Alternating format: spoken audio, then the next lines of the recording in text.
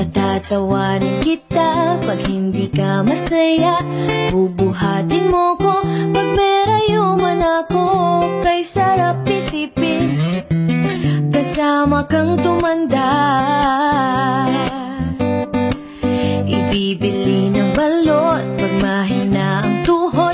Ikukuha ng gamot pag sumakit ang likod. O kay sarap isipin kasama kang tumanda.